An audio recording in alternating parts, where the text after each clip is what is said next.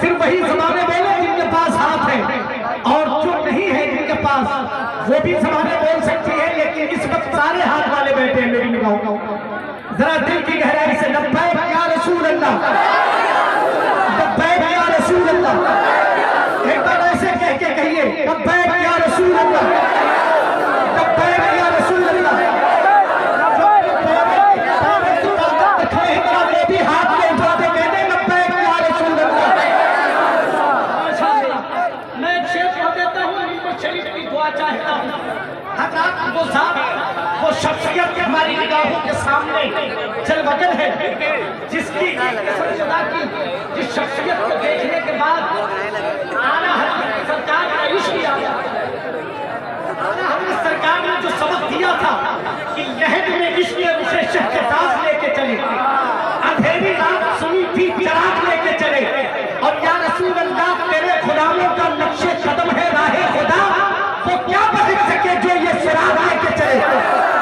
کیا قسم خدا کی، جب ناموس رسالت پہ مفتی سلمان اظہری صاحب اللہ نے پہلے بٹھائے تو اللہ تعالیٰ نے پوری دنیا کے عاشقوں کے آنکھوں کا نور بنا دیا. ذرا ہاتھوں کو اٹھا کے بات اگر میں نے سچی کہی ہے، ذرا ہاتھ اٹھا کے دل کی گہرائی سے کہہ دیجیے یا رسول اللہ. شعر پڑھتا ہوں اور دعا چاہتا ہوں، اور بہت دیر تک حضرت کے اور آپ کے بیچ ہائے رہنا نہیں چاہتا. ذرا دل کی گہرائی سے میرے دل کے اپنے جذبات و احساسات ہیں کہ سعودیہ سے بغاوت نہ ملک چین سے ہے، ہماری جنگ نبی کے مخالفین سے ہے. بغاوت نہ ملک چین سے ہے، ہماری جنگ نبی کے مخالفین سے ہے، اور نبی کی شان میں گستاخیاں جو کرتے ہیں ضرور ان کی چھپائی غلط ہوتی ہے.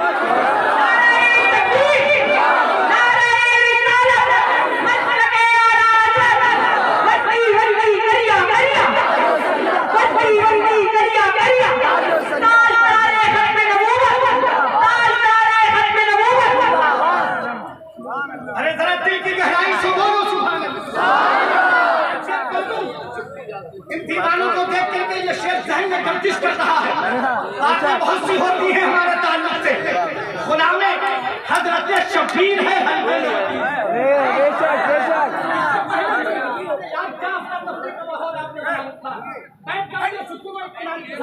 کیا ایسے ماحول میں آپ مفتی صاحب اللہ کا خطاب سن سکتے ہیں؟ ہرگز نہیں سن سکتے آپ. میں ایک شعر پڑھتا ہوں، حسینیت کی ابھی ایک بہار باقی ہے، یزیدیت میں ہمارا ادھار باقی ہے. نصر اٹھا کے چلے اہل بیت کے دشمن، نصر اٹھا کے چلے اہل بیت کے دشمن، جو سر آتی ہے وہ ذوالفقار باقی ہے، جو سر آتی ہے وہ ذوالفقار باقی ہے. اور یزیدیت کے جنازے کو پھونکنے کے لیے حسینیت کی یہ لمبی قطار باقی ہے. ایک شعر پڑھنا چاہتا ہوں اپنے مرشد کی بارگاہ میں. غلام حضرت شبیر ہے، ہلکے میں مت لیجیے، وہ باطل کے لیے شمشیر ہے، ہلکے میں مت لیجیے. اور سنیے گا شعر، کسی سے 313 نے باطل کو ہلایا تھا، یہ نعرہ نعرہ تکبیر ہے، ہلکے میں مت لیجیے. ارے کوئی دیوانہ ہے ذرا نعرہ لگا دے مفتی صاحب قبلہ قیامت پر.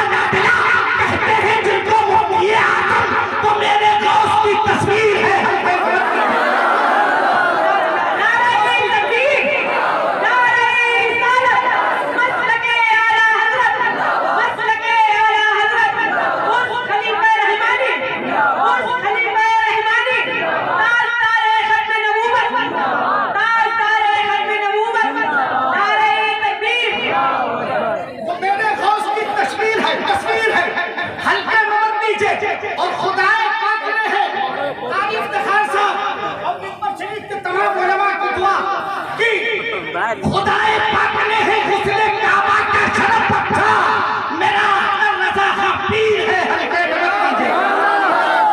میرا اختر رضا خان پیر ہے، میرا اختر رضا خان پیر ہے، حلقے میں مت کیجئے، حلقے میں مت کیجئے۔ حضرات آج یہ خاتون کعبہ کے آستانے کی پاکیزہ خوشبو، اعلیٰ حضرت سرکار کے عشق کا قلم، سرکار مفتی اعظم ہند کی قیمتی کرامتوں میں سے کرامت، سرکار حضور مجاہد ملت کی انکساری، حضور حافظ ملت کی طول اندیشی، حضور شیر شیر سنت کے جلال، اپنے مذہب و مسلک کی ترجمانی کرنے والی وہ تمام تر چھوٹتی ہوئی آوازیں اگر کہیں اکٹھا ہوتی ہیں تو ایک تصویر بن کر کے سامنے آتی ہے، جس تصویر کو کائنات عالم کے لوگ غازی دورہ، مجاہد اہل سنت، شیر سنیت حضرت علامہ مولانا مفتی سلمان اظہری صاحب دامت برکاتہ القدسیہ کے نام سے جانتے اور پہچانتے ہیں۔ اہل سنت، اہل حق کا دلیر بیٹھا ہے، اہل حق کا دلیر بیٹھا ہے، کر کے دشمن کو زیر بیٹھا ہے، وہ ہوتے رخ پہ قادری چادر، اہل سنت کا شیر بیٹھا ہے۔ قادری چادر اہل سنت کا شیر بیٹھا ہے، تو ذرا اس شیر کا استقبال، ذرا شیر دل حضرات ہاتھوں کو بلند کر کے دل کی گہرائی سے نعرہ بلند کر لیں، نعرہ تکبیر، آسمانوں سے بلند طلبہ ہے، نعرہ تکبیر، نعرہ رسالت، مسلک اعلیٰ حضرت خلیل سے خلیفہ رحمانی، سرزمین دنیا بزرگ، مسلک اعلیٰ حضرت حضرت علامہ مفتی سلمان اظہری صاحب قبلہ، نعرہ تکبیر۔ زباں سخن کو سخن باغ پت کو ترسے ہے، ہر ایک شخص تیری طرز سخن کو ترسے ہے، تم آ گئے ہو کچھ چاندنی سی باتیں ہو، زمین پہ چاند کہاں روز روز اترتا۔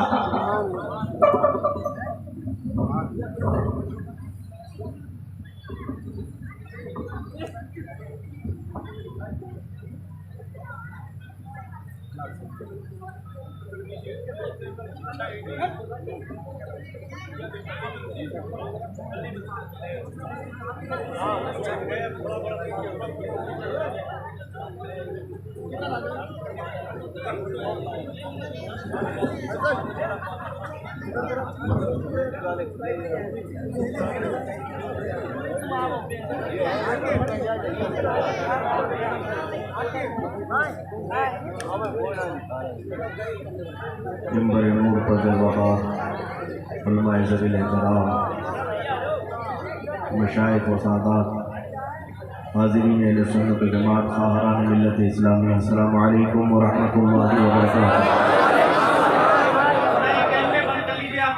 الحمدللہ الحمدللہ الحنان المنان الذي خلق الإنسان وعلمه البيان، والصلاة والسلام على رسوله سيد الإنس والجان وعلى آله وأصحابه ذوي الخير والإحسان، أما بعد فأعوذ بالله من الشيطان الرجيم، بسم الله الرحمن الرحيم، إن الذين قالوا ربنا الله ثم استقاموا تتنزل عليهم الملائكة ألا تخافوا ولا تحزنوا وأبشروا بالجنة التي كنتم توعدون، صدق الله مولانا العظيم وبلغنا رسوله النبي الأمين المتين المختار الكريم، ونحن على ذلك من الشاهدين والشاكرين والحمد لله رب العالمين۔ بارگاہ رسالت معاب صلی اللہ علیہ وسلم نے درود پاک کا ہدیہ پیش کریں۔ اللہم صلی علی سیدنا مولانا محمد معدن الجود والکرم وآلہ واصحابہ الکرام وابنہ الکریم وبارک وسلم صلاة دائمة سرمدا ابدا۔ طوفان کر رہا ہے میرے عزم کا طواف، کسی نے کیا خوب کہا ہے، طوفان کر رہا ہے میرے عزم کا طواف، دنیا سمجھتی ہے کہ کشتی بھور میں ہے۔ عزیزان گرامی وقار، اسلام اور مسلمانوں کے لیے جو حالات آج پیش کیے جا رہے ہیں، دنیا یہی سمجھ رہی ہے کہ مسلمانوں کی کشتی بھور میں آ گئی ہے، اب ان کا ناخدا کون ہے، ان کا سہارا کون ہے؟ اس کو شاعر نے بہت اچھے انداز میں بتایا کہ بڑے بڑے طوفان میرے حوصلے کا طواف کرنے کے لیے آتے ہیں، ہماری استقامت کو جانچنے کے لیے آتے ہیں، ہمارے عزم اور حوصلے کو پرکھنے کے لیے آتے ہیں۔ دنیا اگرچہ سمجھ رہی ہے کہ ہماری کشتی بھنور میں ہے۔ میرے عزیزوں، آج جو حالات پیش کیے جا رہے ہیں یہ نئے نہیں ہیں ہمارے لیے، ستیزہ کار رہا ہے ازل سے تا امروز، شرار بولہبی سے چراغ مصطفی۔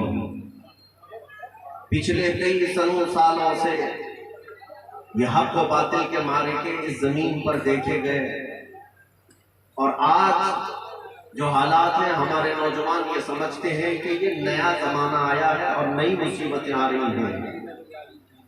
حالات ویسے ہی ہیں، مصیبتوں کے نام بدلے ہوئے ہیں۔ پہلے ظالموں کے نام فرعون، قارون، شداد، حامان، ابو جہل ہوا کرتے تھے، بس انہی کی ذریت میں دشمن آج بھی ہے۔ پہلے اگر کسی یزید نے کربلا کا میدان قائم کیا تھا تو آج کے دور میں بھی ہر علاقے میں کربلا قائم کرنے کی کوشش کی جاتی ہے، اور ہر شہر میں ایک یزید پنپ رہا ہے۔ لیکن میرے عزیزوں، نا امید اور مایوس ہونے کی ضرورت نہیں۔ جب کبھی کوئی یزید سر اٹھاتا ہے تو مولا کوئی حسین ضرور پیدا کرتا ہے۔ حسین آئے گا اور حق و باطل کا یہ معرکہ صبح قیامت تک چلتا رہے گا، لیکن اللہ تبارک و تعالیٰ کا وعدہ برحق ہے۔ مولا فرماتا ہے وَقُلْ جَاءَ الْحَقُّ وَزَهَقَ الْبَاطِلُ، محبوب آپ فرما دیں حق آ گیا، باطل مٹ گیا۔ ان الباطل کان زہوقا، بے شک باطل کو تو مٹنا ہی تھا۔ یہ چند دنوں تک جلائے جانے والے چراغ زیادہ دن تک روشنی نہیں دے سکتے، اور قرآن کہتا ہے یریدون لیطفئوا نور اللہ بافواہہم ویأبی اللہ الا ان یتم نورہ۔ قرآن کہتا ہے یہ ظالم یہ چاہتے ہیں کہ منہ کے پھونکوں سے اللہ کے چراغ کو بجھا دیں۔ اللہ کا چراغ یہ دین اسلام ہے، میرے مصطفیٰ کی ذات ہے، اور اس کو بجھانے کے لیے کہ منہ کے پھونکوں کا استعمال کرتے ہیں، اور سوچتے ہیں کہ اسلام ختم ہو جائے گا، رسول کی ذات ختم ہو جائے گا، نام لیوا کوئی نہیں رہے گا۔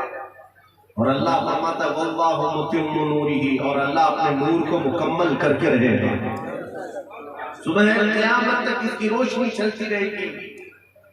اسی لیے میں جس علاقے میں بھی جاتا ہوں میرے عزیزو، آج نوجوانوں کو میں ایک ہی پیغام دینا چاہتا ہوں، نہ گھبراؤ مسلمانوں، ابھی خدا کی شان باقی ہے، ابھی اسلام زندہ ہے، قرآن باقی ہے، گھبراؤ نہیں۔ اگر ہمارے بچے مارے گئے، ہمارے گھر لوٹے گئے، ہماری بیویاں بیوہ کر دی گئیں، بچے یتیم کر دیے گئے، جائیدادیں خرچ کر لی گئیں، تو یہ تو مسلمانوں کے ساتھ آج نہیں، پچھلے کئی صدیوں سے چلا رہا ہے۔ مظفر کو مقید نہ سمجھ ایسے یاد، میری اسیری بھی سنت آبائی ہے۔ عزیزان گرامی وقار، اس بات کو یاد رکھنا ہمیشہ کہ جس قدر ظلم بڑھتا جائے گا، اللہ تبارک و تعالیٰ کی رحمت کے دروازے اسی قدر انتظار میں ہوتے ہیں۔ وہ دن آئے گا جب مولا کریم اپنے وعدے کے مطابق ایمان والوں کی مدد نازل فرمائے گا۔ اللہ فرماتا ہے ان الذین قالوا ربنا اللہ ثم استقاموا، بے شک وہ لوگ جنہوں نے کہا اللہ ہمارا رب ہے، پھر اس پر جمے رہ گئے، ثم استقاموا، پھر اس پر جمے رہ گئے، ڈٹے رہ گئے، تو کیا ہوگا؟ اللہ فرماتا ہے تتنزل علیہم الملائکہ، اللہ ان پر فرشتوں کو اتارے گا، مدد کے لیے فرشتے آئیں گے۔ اے مسلمانوں، اے میرے عزیز بچوں اور جوانوں، تم اگر اسلام کے دامن میں آج اپنی سانسیں لے رہے ہو تو ہرگز یہ مت سمجھنا کہ میں کوئی مجرم اور پاپی یا خطا کار ہوں۔ لوگ مجھے دہشت گرد اور آتنکواد سمجھتے، ٹیررسٹ سمجھتے ہیں، دنیا خاک سمجھنے دے۔ تم ان کے لیے دنیا میں نہیں جی رہے ہو، تمہارا دل اگر صاف ہے تو سینہ تان کر کے زمین پر جیو کہ مجھے جو عمل کرنا ہے وہ میرے مولا کے لیے کرنا ہے۔ رب تبارک و تعالیٰ مجھے دیکھ رہا ہے، تمہیں سرٹیفکیٹ ان بھکاریوں سے نہیں لینی ہے، اور ان لوگوں سے تم دیش بھکتی مت سیکھو جن کو پیشاب کرنے کا طریقہ بھی نہیں معلوم۔ عزیزان گرامی، آج ہو کیا رہا ہے؟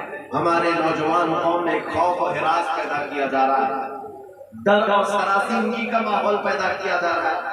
مجھے وہ حدیث یاد آتی، میرے آقا صلی اللہ علیہ وسلم نے ارشاد فرمایا، تم پر ایک زمانہ ایسا آئے گا، توجہ چاہتا ہوں، تم پر ایک زمانہ ایسا آئے گا کہ تم جب اسلام پر قائم ہو جاؤ گے تو لوگ تمہیں ایسا تانا ماریں گے جیسے زنا کرنے والے کو تانا مارا جاتا ہے، جیسے چوروں کو حقارت سے دیکھا جاتا ہے، ایسے تمہیں حقارت سے لوگ دیکھنے لگ جائیں گے۔ ارے یہ داڑھی والا، ارے یہ ٹوپی والا، یہ جبے والا۔ کیا یہ حالات آج نہیں آئے ہیں؟ کیا یہ حالات آج؟ میرے آقا کونین صلی اللہ علیہ وسلم نے 1400 سال پہلے اس کی بشارت دی تھی۔ وہ زمانہ آئے گا جب لوگ تمہارے اسلام پر تانا کشی کریں گے، تمہیں آگ دلائیں گے کہ تم اس زمانے میں اسلام پر عمل کر رہے ہو۔ میاں پوری دنیا اسلام کو، مسلمانوں کو ٹارگٹ پر رکھی ہے۔ اے جوان، داڑھی نکال، ٹوپی نکال، چھپا کر رکھ، مصلحتوں کے ساتھ جی۔ یہ تو اچھے اچھے لوگ مشورے دینے لگے، آج ہماری جماعت کے بہت سارے لوگ مشورے دینے لگے۔ میرے آقا صلی اللہ تعالیٰ علیہ وسلم نے ارشاد فرمایا، جب تم پر ایسا زمانہ آ جائے لوگ تمہارے اسلام پر قائم رہنے پر تانا کشی کرنے لگے تو یاد رکھنا ہے نوجوان، اگر تو پھر بھی اسلام پر قائم رہے گا مولا تعالیٰ تجھے 100 شہیدوں کا ثواب عطا فرمائے گا۔ ایسے زمانے میں اگر نبی پاک صلی اللہ علیہ وسلم کی سنت پر کوئی عمل کرتا رہا، میرے آقا فرماتے ہیں اسے اللہ 100 شہیدوں کا ثواب عطا کرے۔ تانا مارنے والوں کو مار دیتے ہیں، لیکن اللہ تبارک و تعالیٰ کے ہاں تمہارا اجر اور تمہارا وعدہ برحق ہے۔ آج جو سب سے زیادہ ضرورت ہے نوجوانوں تمہارے لیے استقامت۔ استقامت کسے کہتے ہیں؟ دین پر جمے رہنا، ڈٹے رہنا۔ ہر مصیبت کو میں گلے لگا دوں گا لیکن میرے دین پر کوئی سمجھوتا نہیں ہونا۔ نبی پاک صلی اللہ تعالیٰ علیہ وسلم کی عزت کو ہلکے ہاتھوں نہیں بیچوں گا۔ جب تمہارے اندر یہ عزم ہوگا، استقامت، تو بڑے بڑے پہاڑوں سے تم ٹکرا جاؤ گے، بڑی بڑی طوفانوں سے تم مقابلہ کر جاؤ گے۔ اعلیٰ حضرت فاضل بریلوی رضی اللہ تعالیٰ عنہ ملفوظات شریف میں ایک حدیث نقل کرتے ہیں، حضور اکرم صلی اللہ تعالیٰ علیہ وسلم کے ایک صحابی ہیں جن کا نام سلمہ بن الاکوع، سلمہ بن الاکوع رضی اللہ تعالیٰ عنہ، ان کو صحابہ کیا لقب دیتے تھے؟ راجل رسول اللہ صلی اللہ علیہ وسلم، یعنی حضور پاک صلی اللہ علیہ وسلم کے سپہ سالاروں میں ایک سپہ سالار ہے یہ سلمہ بن الاکوع۔ زندگی بھر پیدل چل کر کے جہاد کرتے تھے، کبھی گھوڑے پہ بھی نہیں بیٹھتے تھے۔ حضرت سلمہ بن الاکوع ایک تنہا صحابی کی بات کر رہا تھا، اور ایسی دلیری اور بہادری تھی کہ کبھی کسی طاقت سے خوف نہیں کھاتے تھے، پیدل چلتے تھے جس جہاد میں بھی جانا ہے۔ ایک مرتبہ ایسا ہوا کہ ایک بنو قارہ کا ایک ظالم آدمی 400 لوگوں کو لے کر آیا مدینے میں، رات کے وقت مدینے کے قریب ایک باغیچے پر حملہ کیا، اور وہاں جتنے لوگ باغیچے میں کام کر رہے تھے ان کو مار دیا، جس میں حضور کے صحابہ بھی تھے، اور سامان سب لوٹ کر کے اپنے گھوڑوں پر لاد کر کے چل پڑا۔ کتنے لوگوں کو لایا تھا؟ 400 لوگوں کو لایا تھا۔ بنو قارہ کا ایک شخص جس کا نام عبد الرحمن بتایا گیا ہے، جب وہ لے کر چلنے لگا تو مدینے کی رات کے وقت صرف ایک صحابی سلمہ بن الاکوع ان کو خبر لگ گئی۔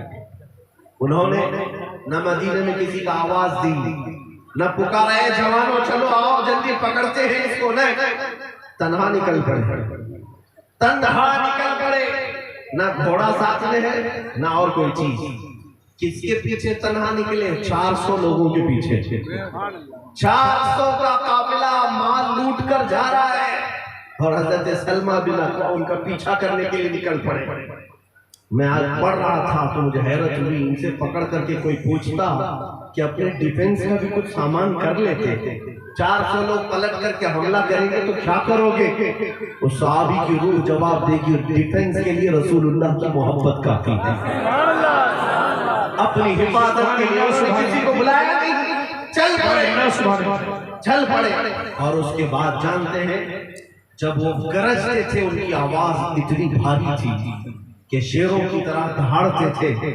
اب وہ 400 لوگوں کا قافلہ جو رات میں بھاگے جا رہا تھا مڑ کر کے دیکھنے لگے کہ سلمہ بن اکوع ہمارا پیچھا کر رہا ہے، تو سرپٹ گھوڑے دوڑانے لگے اور گھوڑوں کے پیچھے یہ تنہا دوڑے جا رہے ہیں، اتنا دوڑے جا رہے ہیں کہ جو گھوڑا ان کو قریب ملتا ہے اس پہ بیٹھے ہوئے شخص کی ٹانگ پکڑ کر کھینچتے ہیں، اس کی گردن پر پیر رکھتے ہیں، 1-2 کا نہیں 40 کو تنہا انہوں نے مار دیا، 40 لوگوں کو مقابلہ کرنے کی طاقت 400 میں بھی نہیں۔ اور اس کے بعد وہ رجزیہ شعر پڑھتے جاتے تھے، کہتے تھے میں رسول اللہ کے شعروں میں سے ایک شعر ہوں، کسی کی ماں نے دودھ پلایا ہے تو رک جاؤ مجھ سے مقابلہ کر لو، تنہا گرجتے تھے، یہاں تک کہ وہ 400 لوگ جان بچاتے بھاگنے لگے۔ اب گھوڑوں پر سامان زیادہ ہو گیا تو گھوڑے تیز نہیں دوڑ رہے تھے، تو ان دشمنوں نے گھوڑوں کے اوپر موجود لوٹا ہوا سامان بھی پھینکنا شروع کر دیا کہ یہ سلمہ بن اکوع ہمارا پیچھا نہیں چھوڑ رہا، سامان سب پھینکنے چلے گئے، یہاں تک کہ جا کر ایک پہاڑی میں پناہ لی اور سوچتے رہے، ہانپتے رہے کہ یہ سلمہ بن اکوع یہاں بھی آ جائے گا، یہاں بھی آ جائے گا، یہاں تک کہ حضرت سلمہ بن اکوع وہاں پہ بھی نہیں رکے، تنہا اس پہاڑی پر چڑھ گئے، ان کے پاس ہتھیار بھی ہیں، سامان بھی ہے، لیکن یہ تنہا رسول اللہ کا سپاہی 400 سے مقابلہ کر رہا ہے۔ پوچھو ان کو کہاں سے آئی تھی یہ توکل کی اعلیٰ صفت، کہاں سے آیا تھا یہ عزم و حوصلہ؟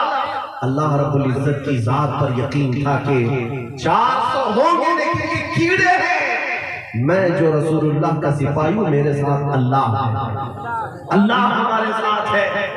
سلمہ بن اکوع یہ صحابی ایسے ہیں، قریب پہنچے، اچانک کچھ لوگوں کی آوازیں آئیں، حضرت سلمہ کہنے لگے شاید ان ظالموں نے اپنے مددگاروں کو بلا لیا ہوگا، لیکن پتہ چلا ان تھوڑی دیر کے بعد 10 صحابہ گھوڑوں پر تیار ہو کر کے آئے، اس میں ایک حضرت ابو قتادہ تھے، وہ بھی آئے مدد کے لیے حضرت سلمہ بن اکوع کے۔ میں بتانا چاہتا ہوں اللہ جب ایمان والوں کی مدد کرتا ہے تو کیسے مدد کرتا ہے۔ تنہا وہ 400 کے بیچ گھر گئے تھے، ابو قتادہ 10 صحابہ کے ساتھ آئے، کہا سلمہ اب تمہاری مدد کے لیے ہم بھی آ چکے، سنو حضرت سلمہ بن اکوع اور یہ 10 صحابہ مل کر 400 کو نیست و نابود کر رکھے، ان کا سارا مال جو مدینے سے لوٹ لے گئے تھے واپس لے آئے، کئی کو قیدی بنا کر کے لائے۔ ہے کسی کی ہمت یہ رسول اللہ کے 10 جوانوں سے کوئی مقابلہ کر سکتے؟ سنو حضرت سلمہ بن اکوع نے ابو قتادہ سے پوچھا میں تو تنہا نکلا تھا مدینے سے، میں تو تنہا نکلا تھا، کسی کو بتایا نہیں، تم اچانک کیسے مدد کے لیے آ گئے؟ تم کو کس نے خبر دی؟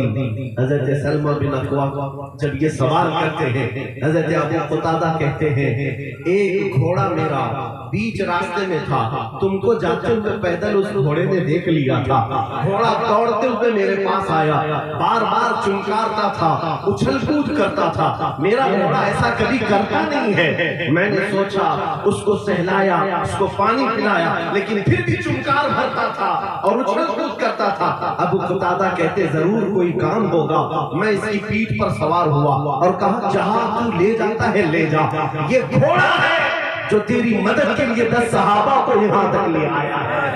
اللہ تعالیٰ جب ایمان والوں کی مدد کرتا ہے تو جانوروں میں بھی اللہ تعالیٰ یہ تمیز سکھاتا ہے۔ اے مسلمانوں گھبراؤ نہیں، جب تم استقامت پر آ جاؤ گے ان پتھروں اور کنکروں کو بھی اللہ تمہارا مددگار بنا دے گا، تمہارا حمایتی بنائے گا۔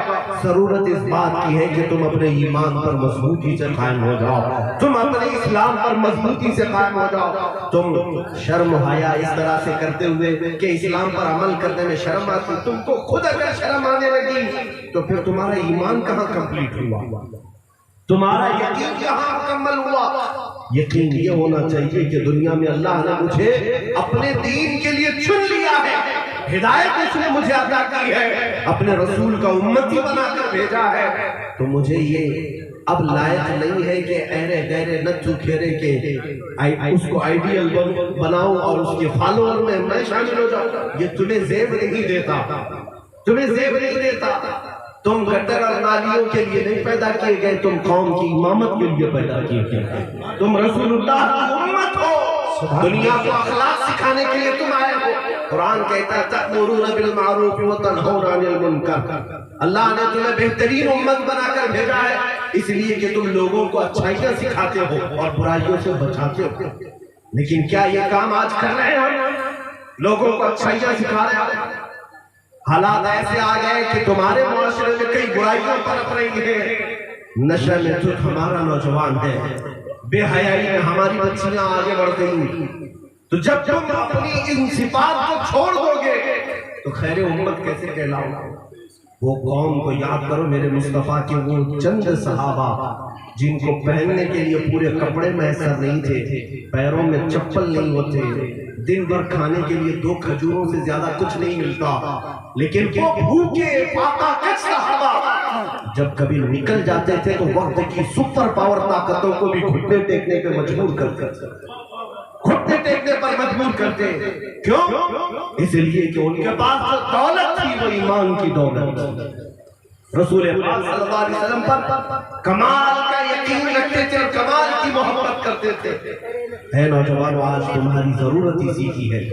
کیا تمہیں پتا ہے مکہ کے ان گلیوں میں جب بلال حبشی کو پیروں میں رسیاں ڈال کر کے اوباش اور بدماش لڑکے کھینچتے تھے، پورے مکہ کی گلیوں میں بلال حبشی کو کھینچا جاتا تھا، آگ کے انگاروں پر بلال حبشی کو ننگی پیٹھ سے سلایا جاتا تھا، ان کے سینے پر گرم سل اور پتھر رکھے جاتے تھے اور کہا جاتا تھا بلال کہہ دو کہ اللہ نہیں ہے، محمد جھوٹا ہے، نعوذ باللہ من ذالک۔ حضرت بلال حبشی انگاروں پر سو کر سینے پر سل رکھ کر کے بھی کہتے اللہ احد، اللہ احد، اللہ ایک ہے، محمد اللہ کے سچے رسول ہیں۔ ان آگ کی تپش کے باوجود ان کا ایمان ذرا برابر نہیں ڈگمگایا۔ اور آج حالات ایسے ہیں کہ بعض ہماری قوم کے وہ طبقے کو بھی میں نے دیکھا جو صرف ایک لکڑی سے ڈر کر کے اپنا ایمان چھپانے لگ گئے۔ چند لوگوں کی گیدڑ بھبکیوں سے ڈر گئے۔ تم ان سے ڈر رہے ہو، ان سے ڈر رہے ہو جو کاغذی شیر ہیں، موسمی شیر بنے ہوئے ہیں۔ یہ ایک گدھے ہیں کھول شیر کا لا کر کے بٹھائے ہوئے ہیں۔ میڈیا کے ان دجالی میڈیا کے دلالوں سے لوگ ڈر رہے ہیں، خوف کھا رہے ہیں، کبھی کچھ کریں گے تو ان کو آتنکوادی بنا دیں گے، دہشت گرد بنا دیں گے۔ میاں تم ان سے سرٹیفکیٹ لینا چاہتے ہو، تم ان سے سرٹیفکیٹ لینا چاہتے ہو، تمہارے سر کٹ بھی جائیں تو یہ تمہیں پکا کبھی نہیں تسلیم کریں گے، کبھی نہیں تسلیم کریں گے۔ تم صرف اور صرف یہاں پر اپنے دین پر قائم رہو۔ ہمارا دین امن سکھاتا ہے، میرا اسلام بھائی چارگی سکھاتا ہے، امن کے ساتھ جینے کا طریقہ اسلام نے سکھایا، اس لیے ہم امن کے ساتھ ہی آج تک ہیں۔ میرے آقا نے فرمایا جنگ کی تمنا مت کرو، حضور پاک نے فرمایا، اس لیے تو ہم امن کے ساتھ جی رہے ہیں۔ لیکن کچھ دشمنوں کو یہ بات ہضم نہیں ہوتی۔ آج کے ان حالات میں نوجوانوں سے یہی کہوں گا، ان کی باتوں پر نہ آؤ اور اپنے دین پر سمجھوتا نہ کرو۔ میرے مصطفیٰ کریم صلی اللہ علیہ وسلم کی ذات کل بھی ویسی ہی چمک رہی تھی، آج بھی ویسی ہی چمکنی اور قیامت تک چمکتی رہے گی۔ اعلیٰ حضرت فاضل بریلوی رضی اللہ تعالیٰ عنہ نے فرمایا، رہے گا یوں ہی ان کا چرچا رہے گا، رہے گا یوں ہی ان کا چرچا رہے گا، پڑے خاک ہو جائیں جل جانے والے۔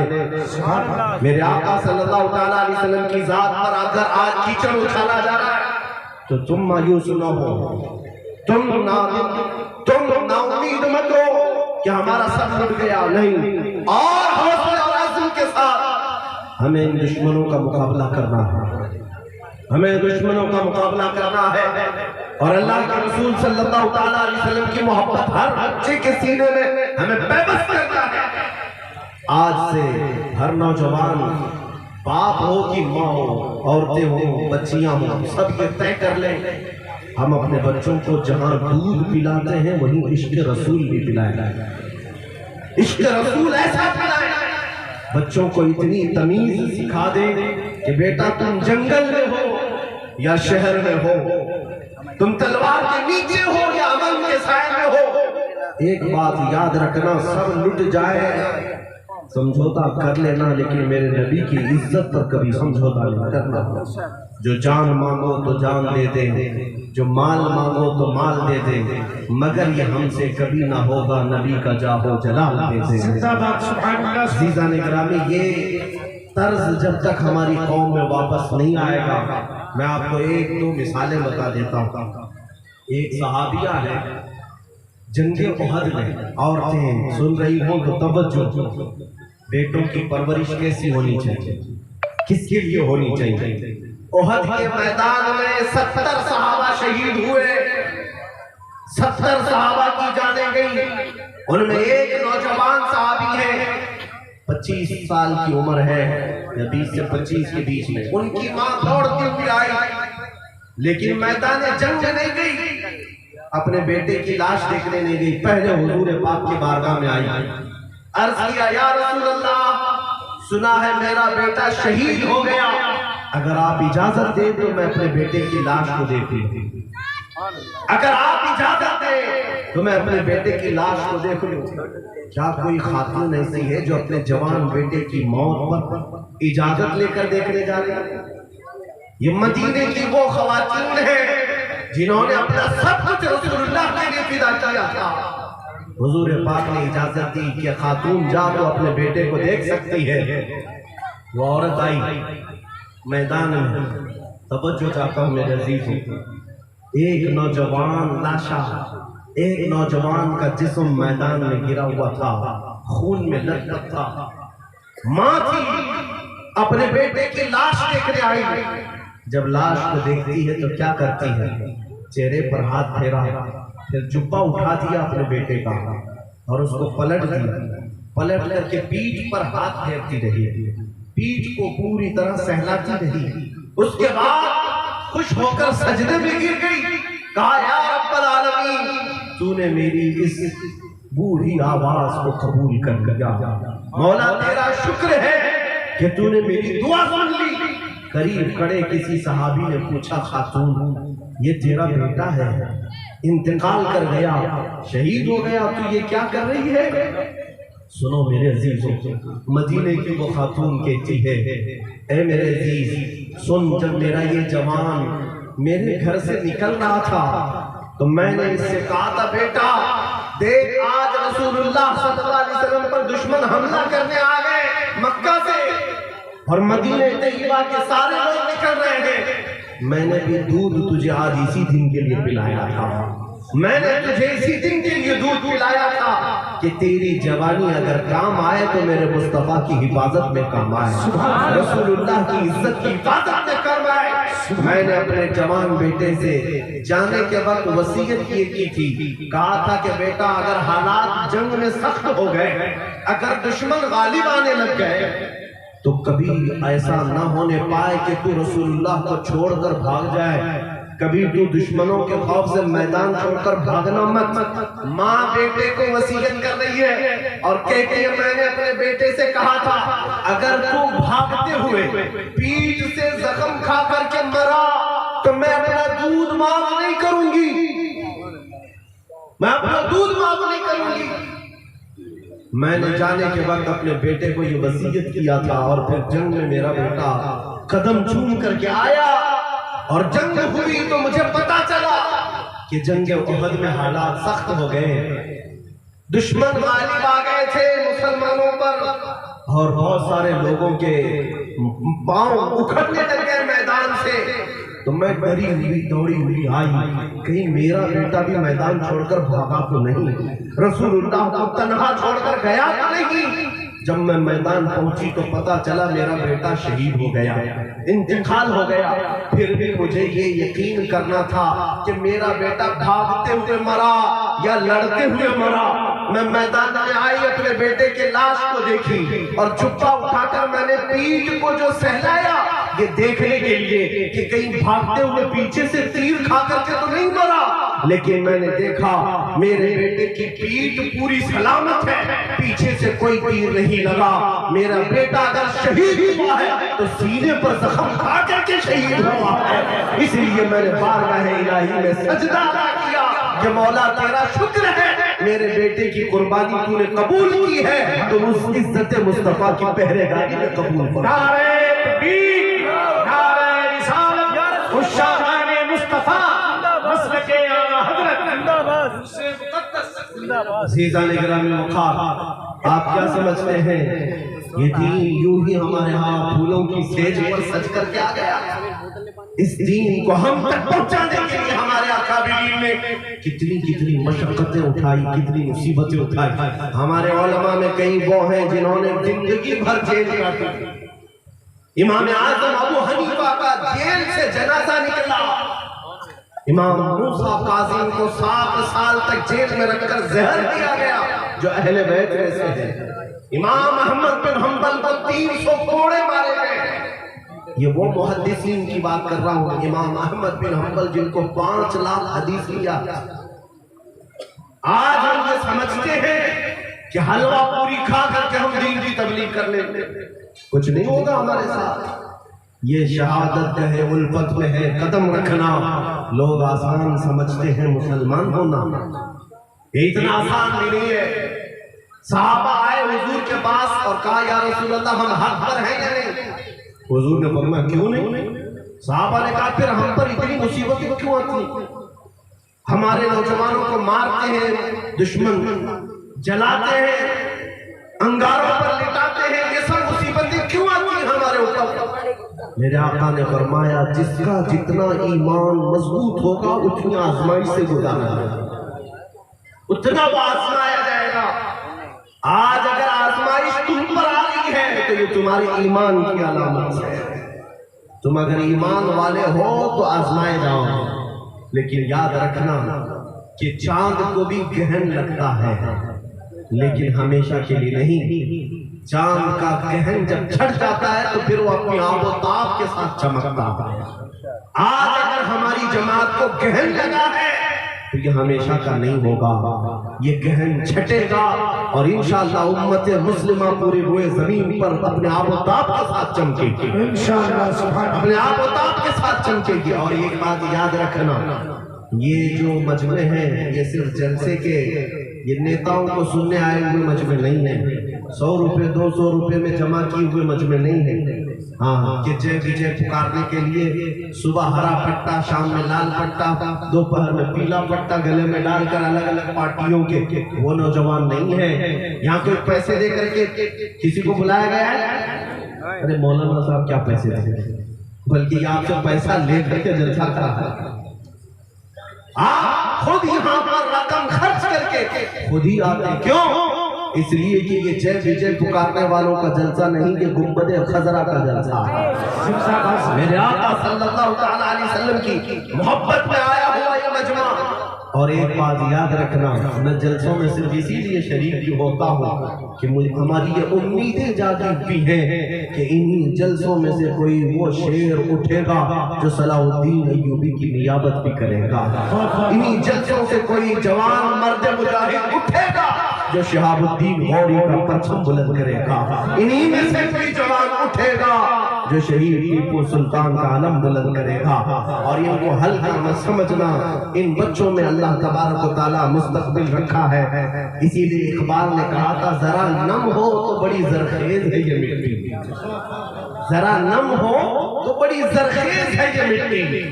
یعنی تھوڑا آج سختیوں تمہارے اندر آ گئی، اخلاق میں بگاڑ کے آ گیا، ان کے جو ہم غلام تھے خلق کے پیشوار، ان سے پھرے جہاں پھرا پھر آئی کمی وقار ہے، حضور سے پھر کیا گئے تمہاری عزتیں چلی گئی۔ لیکن ہمیشہ کا یہ حال نہیں رہے گا، انشاءاللہ ہمیشہ ایسا نہیں رہنے والا ہے۔ وہ دور آئے گا جب تم دیکھو گے کہ پرچم اسلام لہرائے گا اور ہر گلی کوچے اور ہر گھر کے دروازے سے اگر کوئی آواز آئے گی تو وہ لبیک یا رسول اللہ کی آواز آئے انشاءاللہ۔ ابھی یہ آج میں جس علاقے میں آئے ایک چھوٹا سا گاؤں، ہم نے اپنے بچپن سے لے کر اب تک میرے اس گاؤں میں آنے تک کا نام نہیں سنا، لیکن یہاں آنے کے بعد جو سب سے پہلی آواز تمہاری آ رہی ہے وہ لبیک یا رسول اللہ کی آواز ہے۔ چھوٹے سے گاؤں میں اگر میرے مصطفیٰ کو پکارنے والی جماعت موجود ہے تو ایک بات یاد رکھیں، ہم یہاں بیٹھے ہوئے ہیں، کوئی بندہ ادھر سے پکار رہا ہے، کوئی ادھر سے پکار رہا ہے، مولانا صاحب مولانا صاحب مولانا صاحب پکارتے رہیں گے، کبھی تو ہم دیکھیں گے کیوں پکار رہا ہے، کیا بات ہے بھائی کیوں پکار رہا ہے؟ اتنی غیرت تو ہم میں ہے۔ اور جب کبھی پورے شہر اور ہر بستی سے مدینے والے کو ہر بچہ پکار رہا ہو لبیک یا رسول اللہ لبیک یا رسول اللہ، کبھی تو وہ دن آئے کہ گنبد خضرا کا مکی پوچھے گا دیکھو تو ان کی کیا حاجت ہے، کیوں پکار رہے ہیں؟ جس دن ہم پر نظر پڑ گئی اس دن ہمارا بیڑا پار ہو۔ لبیک یا رسول اللہ،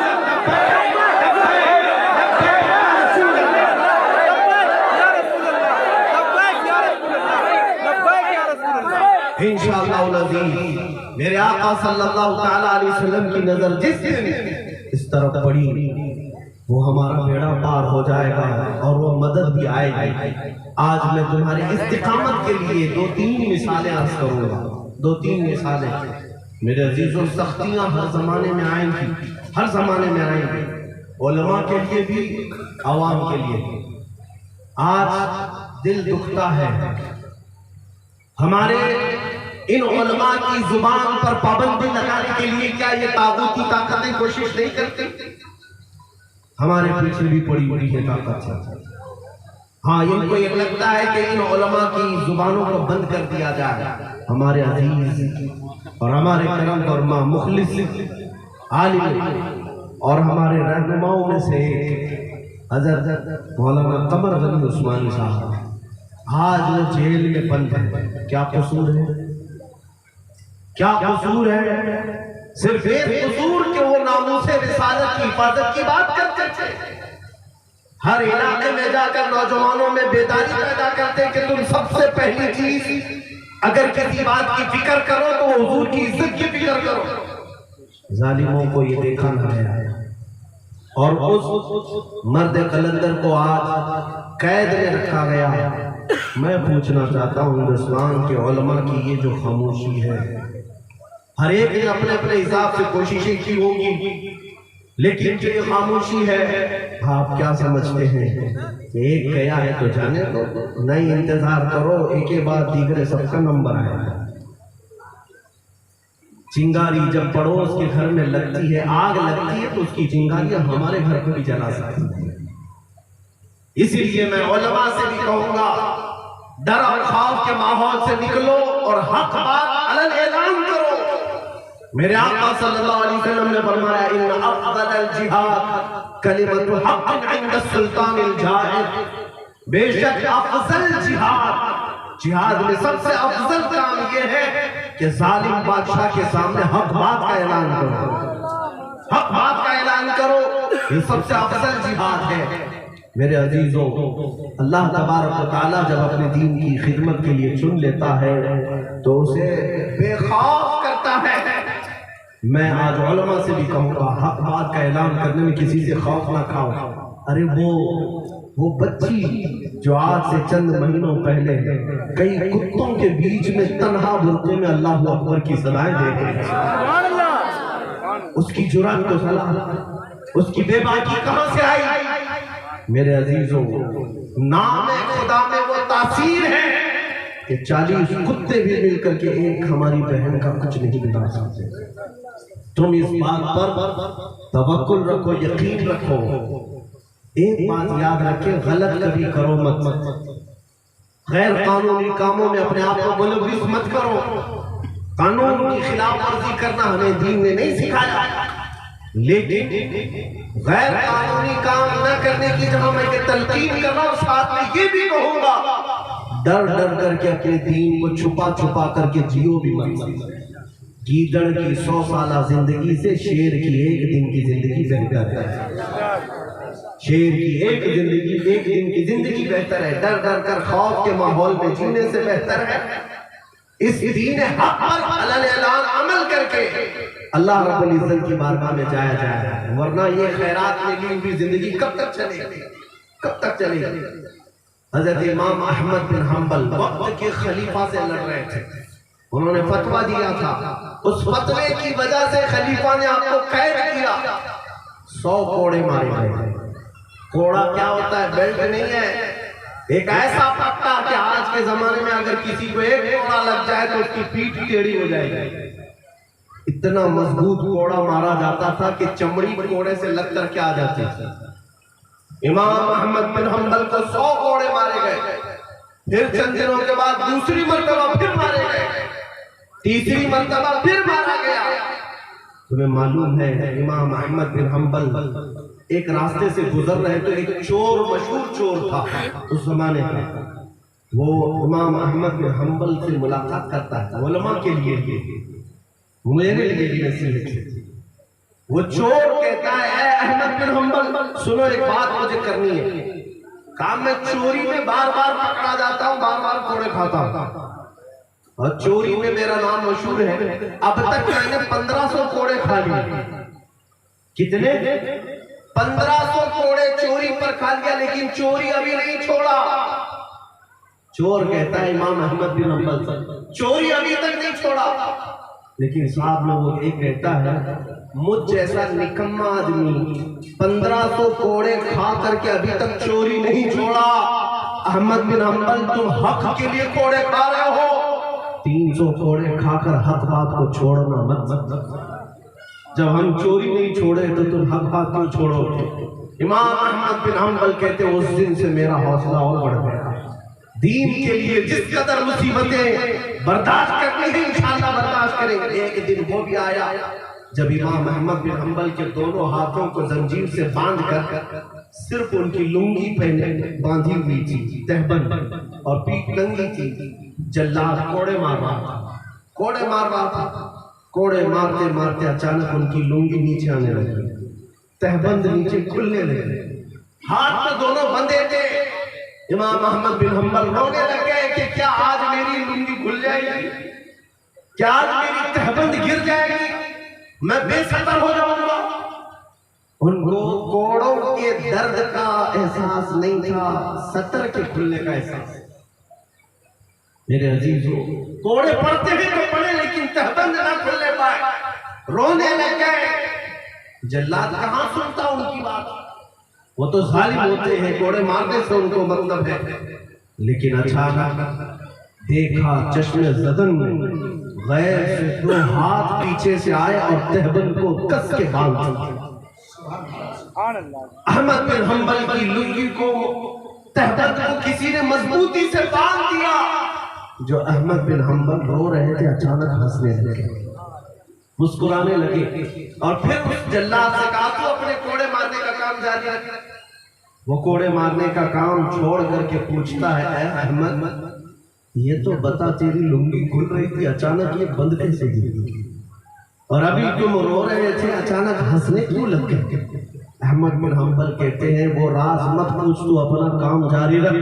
جس کے لیے کوڑے کھا رہا تھا وہ ذات پاک آ گئی. جس کے لیے کوڑے کھا رہا تھا وہ مدد کے لیے آ ہی گئے. میرے عزیزو، ایسا نہیں ہوگا کبھی کہ تم دین پر قائم رہو اور مصیبتیں آئیں تو اللہ اور اس کے رسول تمہیں تنہا چھوڑ دیں گے. ایسا نہیں ہوگا، ایسا کبھی نہیں ہوگا. مصیبتیں کھاؤ تو اللہ کے رسول وہاں تشریف لائیں گے. بلکہ میرے آقا فرماتے ہیں اگر تمہارے تلوے میں کانٹا بھی چھپ جائے تو اس کے درد کا احساس مجھے ہوتا ہے. میرے آقا فرماتے ہیں تمہارے تلووں میں کانٹا چھپے تو رسول کو احساس، لیکن حضور کو گالیاں دی جائے تو تمہیں کیوں نہیں احساس ہوتا؟ میرے عزیزوں، آج ضرورت اس بات کی ہے کہ تم دین پر مضبوطی کے ساتھ قائم ہو جاؤ. چھوڑ دو ان عیاشیوں کو، چھوڑ دو اس بے راہ روی کو. ہمارے نوجوان کو آج میں دیکھتا ہوں جب یہ رات بھر انٹرنیٹ پر موجود گیم کھیلتا ہوا گزار دیتا ہے.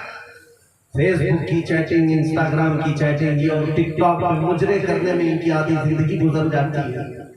तुम्हें पता है तुम इस काम के लिए नहीं बनाए गए हैं। मेरे अजीजों, आज जो रोना रो रहे हैं कि हमारी अज़ानें बंद हो रही हैं, हमारी मस्जिदों के मीनार गिराए जा रहे हैं, दीन पर अब इस कदर हमले हो रहे हैं, तुम क्यों चीख रहे हो? क्यों चीख रहे हो? तुम्हारा घर चल रहा है और तुम बाहर गेम खेल रहे हो। बेवकूफ तो तुम हो। मुझे बताओ, अगर तुम्हारे घर में आग लग जाए तो बाहर क्या मोबाइल में गेम खेलते बैठे रहोगे? गेम खेलते रहोगे? और तुमसे पूछता हूं, क्या तुम टीवी सीरियल देखते बैठे रह जाओगे? जब तुम्हारी मस्जिदें टूट रही है, जब कुरान पर हमला, रसूल पर हमला, अल्लाह की जात पर हमला, उस वक्त तुम गेम खेलते रहोगे? तुम्हारी आंखें भीग जाना चाहिए, तुम्हारी रूह कांप जाना चाहिए, तुम्हारा जिस्म बेकाबू हो जाना चाहिए कि हमारे होते हुए हमारे नबी पाक को इतनी गालियां दी गई, कुरान अजीम पर हमले किए गए, अल्लाह की जात को चैलेंज किया गया, लेकिन हमने क्या किया? मेरे अजीजों, मैं इतना कहता हूँ, जवाब देना इन उलमा के ऊपर छोड़ दो। इंशाअल्लाह मुझ जैसे कुत्ते जब तक बाकी रहेंगे, मेरे रसूल पाक के दरबार के कुत्ते इन जालिमों को नोच खाने के लिए काफी है इंशाअल्लाह। लेकिन मैं तुमसे इतना कहूंगा कि तुम सब जवाब नहीं दे सकोगे या सब के लिए इस्तिताअत नहीं होगी, तो कम से कम इतना तो हो सकता है कि गुंबद खजरा के मकी को पुकारो और कहो, या रसूल अल्लाह, बहुत हो गया, मैंने दुनिया की रानाइयों और रंगीनियों को अपनाया था, आपसे दूर हो गया था मेरे आका, अब मैं इस दुनिया की रंगीनियों रानाइयों को तर्क करता हूँ, अब चलूंगा तो आपके पीछे चलूंगा, अब हर दिन मैं ये कह करके सोऊंगा, मैं सो जाऊं या मुस्तफा कहते कहते, खुले आंख मेरी सल्ले अला कहते कहते, मेरी सुबह शाम मेरे आका आपके कदमों के पीछे होगी। जिस दिन तुम ये अहद कर ले जाओगे, अजीज़ान गिरामी, तुम जो उलमा को कोसते हो ना, ये मशाइख को कोसते हो, ये उलमा क्या कर रहे हैं, मशाइख क्या कर रहे हैं, खानकाहें क्या कर रही है, जो बार बार कोसते रहते हो, इसमें सबसे बड़ा जुर्म तुम्हारा है। इन उलमा को तुमने मजबूती कहाँ दी? इनको वो मजबूत माशरा तुमने कब दिया है? तुम अपने घरों में खा पी करके मस्त होते हो और फिर इन उलमा से पूछते हो ये क्या कर रहे हैं? क्या सर कटाने के लिए सिर्फ उलमा ही है और ओखली में सर रखने के लिए सिर्फ ये उलमा ही है? जिनके गुजर बसर के लिए तुम 5 से 10 हजार रुपए महीना नहीं दे पाते, उन्हीं उलमा को कोसते रहते हो। अजीज़ान गिरामी, मैं तनख्वाहों की बात नहीं कर रहा, अल्लाह तबारक व तआला ने इन उलमा को कनाअत का वो अजीम हिस्सा अता किया है कि कौन 1 रुपया भी दे तो ये उस पर भी सब्र कर ले जाते हैं और ये अपने घर में खुशहाल रहते हैं। लेकिन इतनी बात मैं जरूर कहूंगा, ऐ नौजवानों, अगर तुम इन्हें कुछ दे नहीं सकते तो कम से कम अपने अखलाक की तब्दीली के साथ मेरे मुस्तफा की सुन्नतों पर आ जाओ और कहो, आज हमने सर पर मेरे मुस्तफा का अमामा बांध लिया है, ऐ इमाम अब आप आगे बढ़ो। अल्लाह तबारक व तआला हमें आपका जरिया बना दे और हम दीन का परचम मिल करके बुलंद करेंगे। वो नौजवान कहाँ है आज? वो नौजवान है ही नहीं।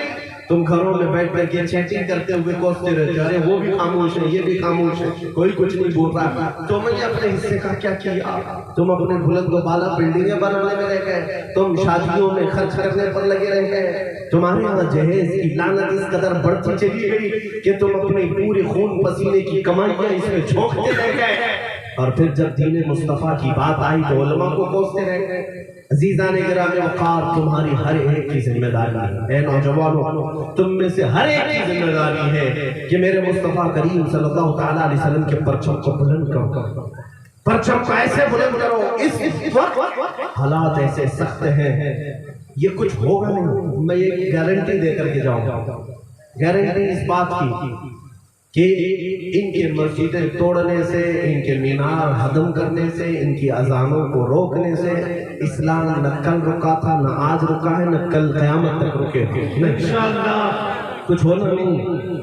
बरसात में कीड़े बहुत आते हैं, तो ऐसा नहीं कि कीड़ों की हुकूमत हो जाती है, बरसात जाने के बाद कीड़े भी जाते हैं। आज ये भी मौसम के कीड़े, تھوڑے دنوں کے بعد پھر ان کا خاتمہ، اور اسلام وہ لہلہاتا ہوا پودا ہے جو پچھلے 1400 سال سے اپنی ہریالیاں بکھیر رہا ہے۔ اسلام تیری نبض نہ ڈوبے گی حشر تک، تیری رگوں میں رواں خون ہے چار یار کا۔ میں آپ سے کہنا چاہتا ہوں آج اپنے بچوں کی تربیت کرو، اپنے بچوں کی تربیت کرو، انہیں دین ایسا سکھاؤ کہ یہ ان ظالموں سے اپنی تاریخ بھولتے جا رہے ہیں۔ ان کو اسکولوں میں لگا دیا، یہ تاریخ بدلتے چلے گئے، اور تم نے بولنا بھی بند کر دیا۔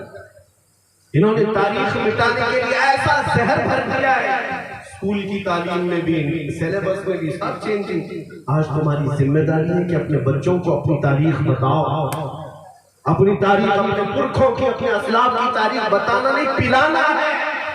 بچوں کو یہ ضرور بتاؤ کہ رسول پاک صلی اللہ تعالیٰ علیہ وسلم کے لیے تمہیں کیسی محبت کرنی چاہیے، صحابہ کون ہوتے ہیں، تابعین کسے کہتے ہیں، اولیاء کاملین کون ہیں، غوث پاک کون تھے، غریب نواز کون تھے، اعلیٰ حضرت کون تھے، یہ بتانا ہر باپ اور ہر ماں کی ذمہ داری ہے۔ آج اسکولوں پر، کتابوں پر، پہلے کا دور تھا کہ ہم اسکول جاتے تھے تو وہاں ایک چیپٹر ہمارے نبی کے نام پر بھی ہوتا تھا، ایک سبق کبھی غوث پاک کے نام کا بھی ہوتا تھا، اب کچھ نہیں ملے گا۔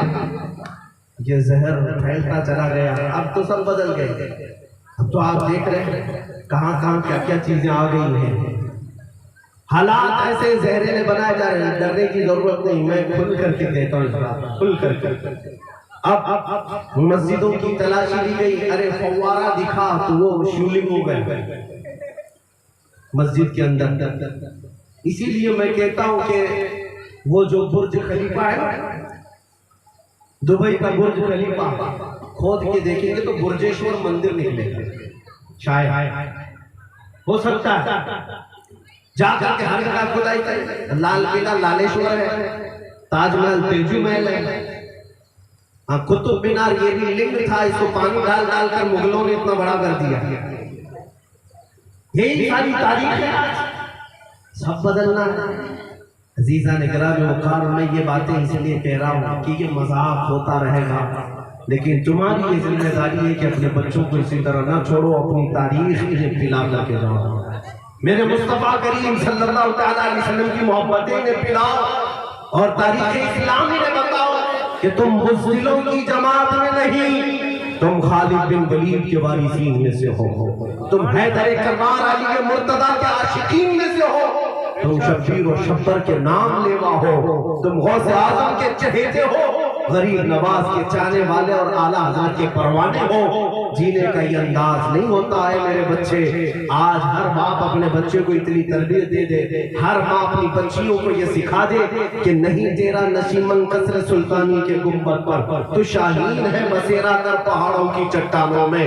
بچوں کو یہ تربیت دو کہ تم رسول اللہ کی امت ہو، تم عام گلی کوچے اور گٹر نالیوں پر بیٹھنے والی قوم نہیں ہو، تمہارے اخلاق سب سے بلند ہونے چاہیے۔ اسی لیے میں کہتا ہوں اگر ان تمام باتوں کا علاج ڈھونڈنا چاہتے ہو تو ایک نسخہ میرے سے لے لو، ایک نسخہ بدلنے کی ضرورت ہے معاشرے میں۔ کئی چیزیں میں نوجوانوں سے کہتا ہوں، نمازوں کی پابندی شروع کر دو میرے عزیز، کب تک میرے آقا کی آنکھوں کو تکلیف پہنچاتے ہو؟ حضور نے فرمایا نماز میرے آنکھوں کی ٹھنڈک ہے، نماز میرے آنکھوں کی ٹھنڈک ہے۔ حدیث معلوم ہے نا سب، سنا تو ہوگا اپنے علماء سے۔ اور جو نماز نہیں پڑھتا وہ میرے آقا کی آنکھوں کو ٹھنڈک نہیں پہنچاتا۔ کب تک تم اس طرح دور رہو؟ اپنے نبی کی آنکھوں کو ٹھنڈا کرنے کی بھی تمہارے اندر طلب نہیں، تمنا نہیں، تڑپ نہیں، پھر کیسی محبت کرتے ہو حضور سے؟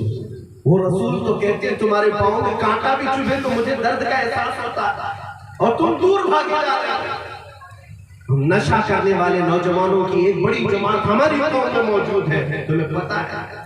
نشہ کرنے والوں کو کل قیامت کے دن سارے مجرمین کا پیپ پلایا ہے، زخموں سے نکلا ہوا پیپ خون کے ساتھ ان کو پلایا جائے گا اور کہا جائے گا پیو یہ چیز۔ کیا یہ چیز تمہاری لیے؟ سود کے کاروبار بڑھتے گئے ہیں، جس کو بیاج کہو، انٹریسٹ کہو، سود کہو، وڈی کہو، جو نام لے لو۔ میرے آقا صلی اللہ علیہ وسلم نے فرمایا جس نے سود کا ایک لقمہ کھایا وہ اتنا بڑا گناہ کیا اس نے کہ کعبہ شریف کے سامنے اپنی ماں سے زنا کرنے کے برابر ہے۔ سود کا ایک لقمہ جس نے کھایا، کیا یہ معاشرے میں ہماری خرابی ہونی چاہیے؟ نشہ تمہارے یہاں آ گیا،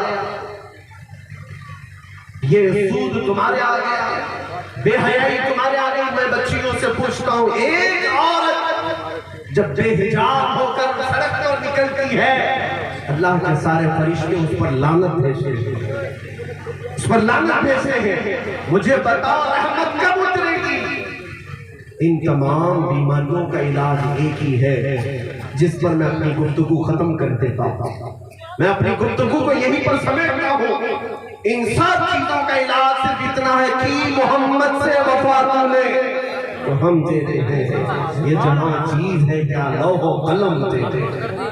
دنیا کی حکومتیں، اقتدار، کرسیاں تمہارے انتظار میں ہیں، دنیا کی طاقتیں تمہارے انتظار میں ہیں۔ شرط اتنی ہے کہ ان کی غلامی تم اپنا لو، نبی پاک کا وفادار تو بن جاؤ، وفادار بن جاؤ۔ میں مایوس نہیں ہوں آپ سے، میں اگر تھوڑے سخت جملے کہہ رہا ہوں تو اس کی وجہ یہی ہے کہ آج کروڑوں کی تعداد میں تم ہو، لیکن ڈرے سہمے کیوں؟ اس لیے کہ تمہارا دل مدینے سے نکلا ہوا ہے، تمہارا دل حضور پاک سے دور ہو گیا۔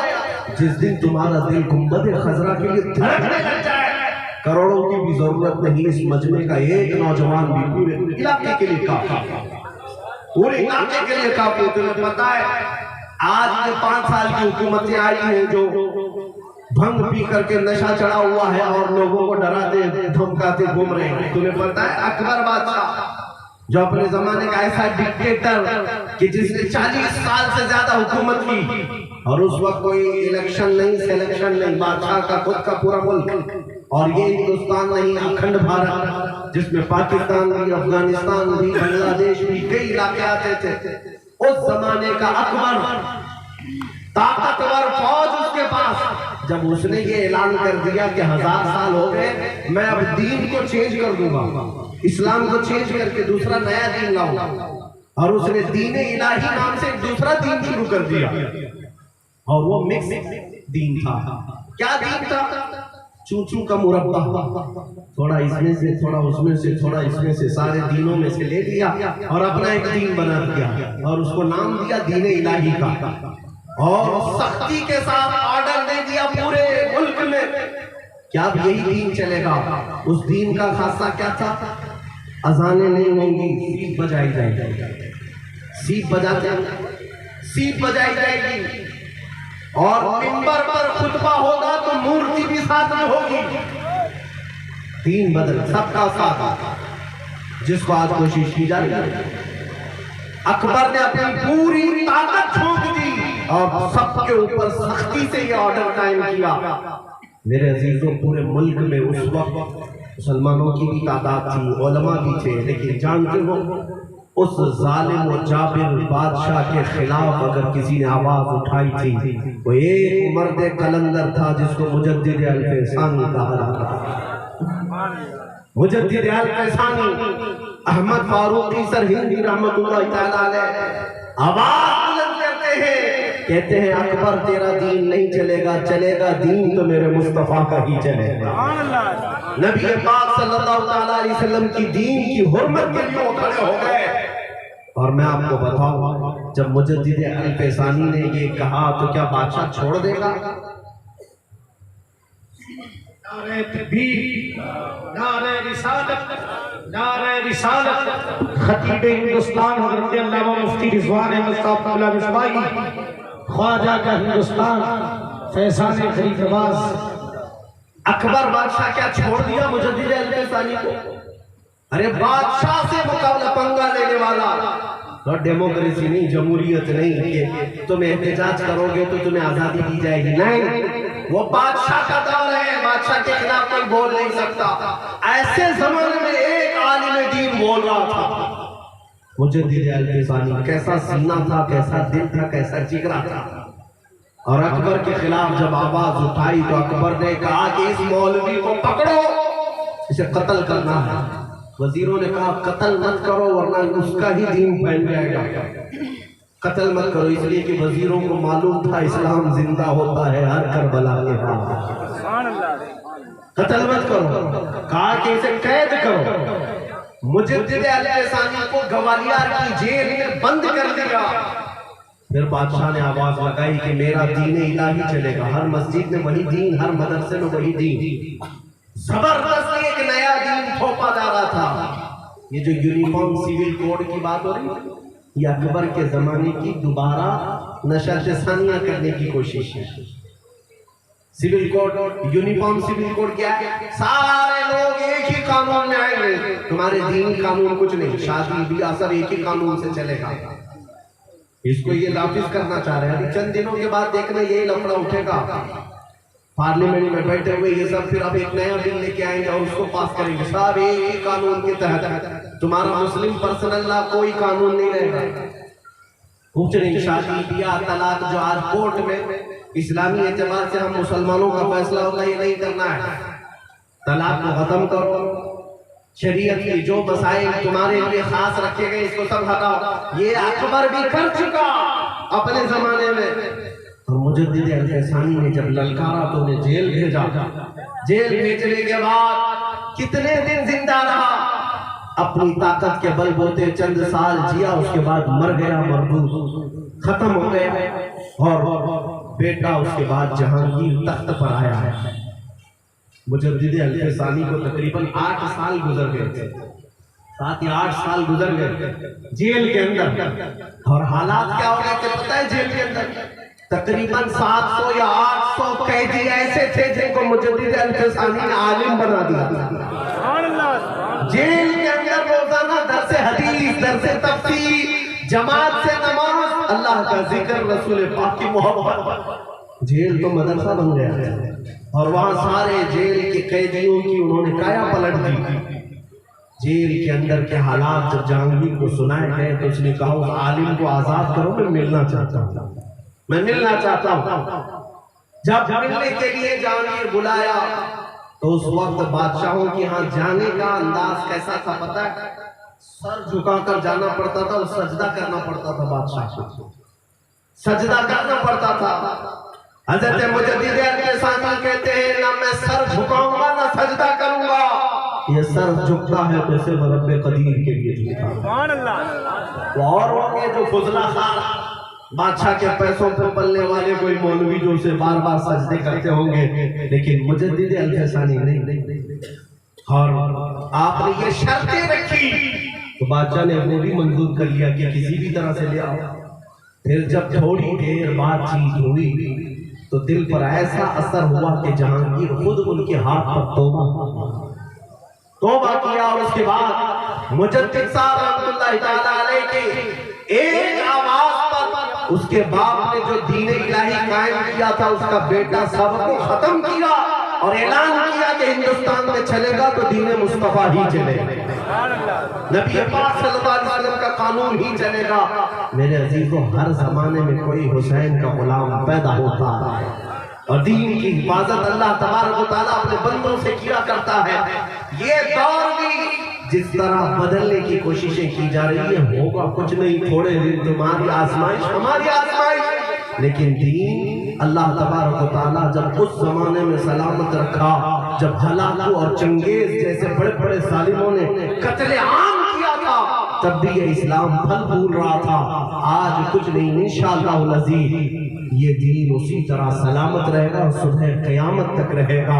میری اس گفتگو کا خاتمہ اس شعر پر میں کرتا ہوں میرے عزیزوں، آپ سب کے لیے میسج اعلیٰ حضرت فاضل بریلوی کی طرف سے کہ تمہارے لیے ایک میسج اعلیٰ حضرت نے یہ دیا ہے، آج لے ان کی پناہ، آج مدد مانگ ان سے، کل نہ مانیں گے قیامت میں، اگر مان گیا جینا ہے تو ایسے جیو، اس کو راضی کریں اس کو راضی کریں، کسی کی جے بھی جے کیوں پکارے، کیا غرض ہم کو، ہمیں کافی ہے سید اپنا نعرہ یا رسول اللہ۔ تم اس کی جے کرتے ہوئے اس کی خوش آمدی اس کی خوش آمدی، یہ راضی ہو جائے وہ راضی ہو جائے، کچھ نہیں، یہ دنیا کبھی تم سے راضی نہیں ہوگی۔ راضی کرنا ہے تو رسول پاک کو راضی کرو۔ گنبد خضرا کے مکی ایک درود سے راضی ہو جاتے ہیں، وہ خلاق کائنات ایک سجدے سے راضی ہو جاتا ہے۔ اسی لیے اعلیٰ حضرت نے فرمایا جیو تو یوں جیو، انہیں جانا انہیں مانا، نہ رکھا ہے ایسے کام، للہ الحمد میں دنیا سے مسلمان گیا۔